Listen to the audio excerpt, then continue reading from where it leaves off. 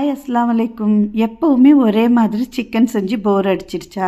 அப்படின்னா இந்த மாதிரி ஹோட்டல் ஸ்டைலில் இருக்கிற க்ரீமி சிக்கனை செஞ்சு ட்ரை பண்ணி பாருங்கள். வாங்க எப்படி செய்கிறதுன்னு பார்க்கலாம். ஒரு பேன் வச்சுக்கிட்டு அதில் ஆயில் ஊற்றிக்கோங்க. மெலிசாக கட் பண்ண வெங்காயம் ஃப்ரை பண்ண போகிறோம். இந்த ரெசிபிக்கு நம்ம வெங்காயம் தக்காளி எல்லாம் வதக்க போகிறதில்ல.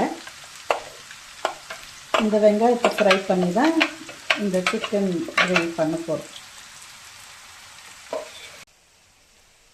இந்த மாதிரி ஒரு பேனில் சிக்கன் முதல்ல நல்லா கழுவி எடுத்து போட்டுக்கலாம். இந்த அளவுக்கு சிக்கன் நான் எடுத்திருக்கேன். இது 1.5 கிலோ கறி கிட்ட வரும். அவ்வளோ சிக்கன் எடுத்திருக்கேன். நீங்கள் வேணுன்னா பெரிய பாத்திரத்துலையும் வச்சுக்கலாம். எனக்கு ரொம்ப தண்ணியாக வேணாம், கிரேவி மாதிரி பண்ணுறதுனால நான் இந்த பாத்திரத்தில் எடுத்திருக்கேன். இப்போ இது நல்லா ஃப்ரை ஆகி வந்துடுச்சு. இந்த டைம்லேயே கரெக்டாக எடுத்துடணும்.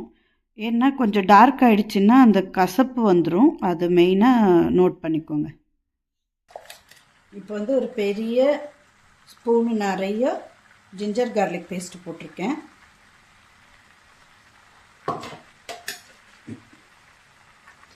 இது மிளகாத்தூள், மஞ்சள் தூள், தனியா, கொஞ்சமாக பெப்பர் பொடி, இது சிக்கன் மசாலா. இது எல்லா பொருளுமே நம்ம இதில் சேர்த்து போட போகிறோம்.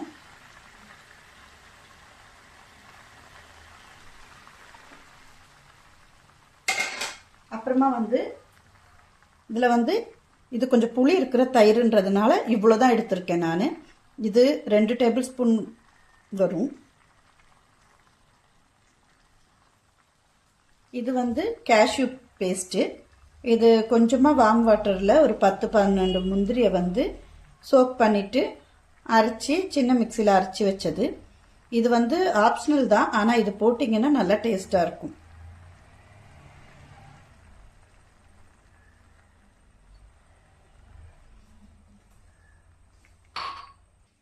இது நம்ம ஃப்ரை பண்ணி எடுத்தோம் இல்லையா, அந்த ஆனியன் தான். இது சும்மா கையாலையுமே க்ரஷ் பண்ணி போடலாம். ஆனால் ஒரு சுத்து மிக்சியில் க்ரஷ் பண்ணி போட்டிங்கன்னா இன்னுமே நல்லாயிருக்கும். பார்த்தீங்களா, இந்த மாதிரி க்ரஷ் பண்ணி எடுத்திருக்கேன். இது 4 பெரிய வெங்காயம் நம்ம ஃப்ரை பண்ணி இந்த மாதிரி க்ரஷ் பண்ணி எடுத்திருக்கோம். இதை இதில் போட்டுக்கலாம்.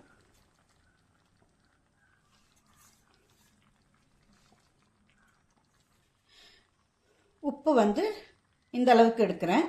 நம்ம லாஸ்ட்டில் இன்னும் வேணுன்னா நம்ம சேர்த்துக்கலாம். இப்போ இதை நல்லா மிக்ஸ் பண்ண போகிறோம். நம்ம மிக்ஸ் பண்ணிவிட்டு இதை அடுப்பில் வச்சு வேக வைக்கணும், அவ்வளோதான். பார்த்தீங்களா, இந்த மாதிரி நல்லா கையாலேயே மிக்ஸ் பண்ணி விட்டுருக்கேன்.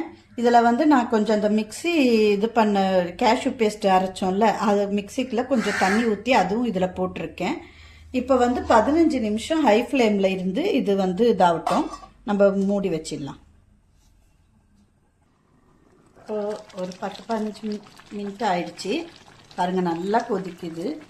இப்போ நம்ம ஒரு தடவை மிக்ஸ் பண்ணி கொடுக்கலாம். இந்த மாதிரி லைட்டாக கீழே இருக்கிறதெல்லாம் மேலேயும், மேலே இருக்கிறதெல்லாம் கீழே போகிற மாதிரி மிக்ஸ் பண்ணி விட்டுக்கோங்க.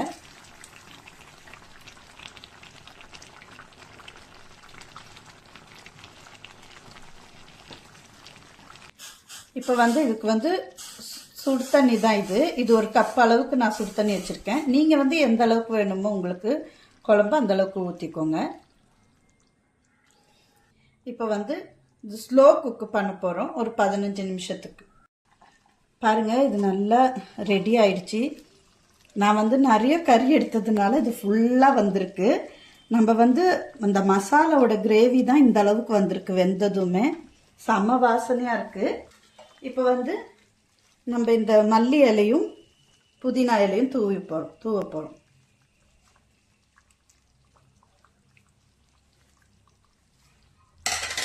இப்போ லாஸ்ட் ஸ்டெப் இது.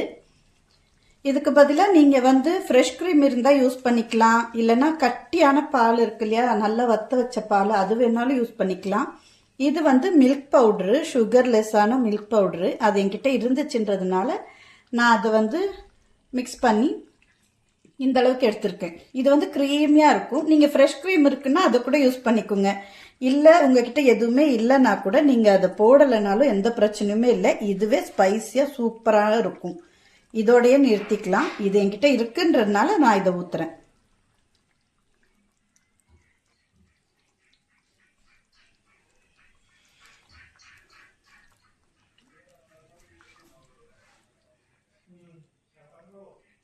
அவ்வளோதான், இந்த ரெசிபி ஃபினிஷ் ஆயிடுச்சு.